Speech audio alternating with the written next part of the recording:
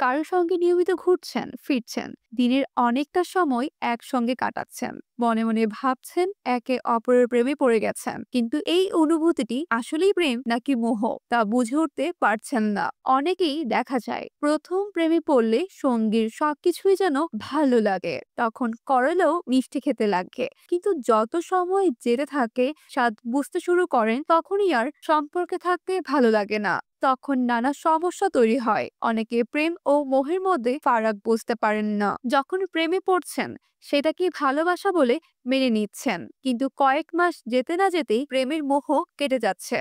তখনই out of love feel করছেন। সামনের মানুষটার তখন কোনো কিছুই যেন ভালো লাগছে না, অথচ যখন প্রেমে পড়েছিলেন ওই একই ব্যক্তির সবকিছু আপনার প্রিয় ছিল। মোহের বশে সম্পর্কে না জড়ানোই ভালো। আপনি যদি কারোর উপর ক্রাশ খান, তার কোনো ভুলই চোখে দেখতে পাবেন না।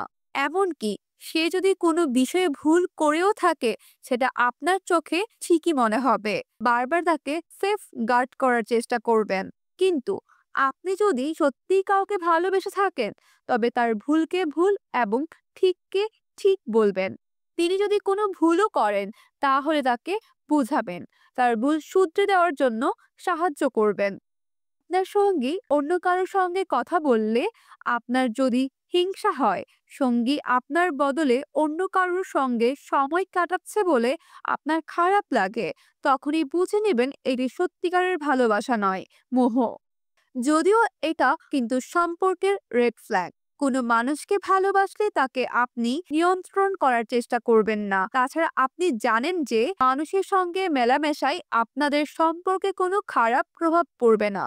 প্রেমে পড়ছেন, সারাক্ষণ তার কথাই ভেবে চলছেন, এই পর্যন্ত একদম ঠিক আছে, কিন্তু সঙ্গীর জন্য একেবারে নিজেকে ভুলে যাওয়া উচিত নয়। সঙ্গীর জন্য নিজের ভালো লাগাগুলোকে গুরুত্ব না দেওয়াও ঠিক নয়। সব সময় পার্টনারের কথা ভেবে নিজেকে পরিবর্তন করছেন, এটা মোটেও উচিত নয়। প্রথমে নিজেকে ভালোবাসা উচিত, তবে আপনি কারোর যোগ্য সঙ্গী হয়ে উঠতে পারবেন। নিজেকে যেমন ভালোবাসবেন তেমনই সঙ্গীরও খেয়াল রাখতে হবে।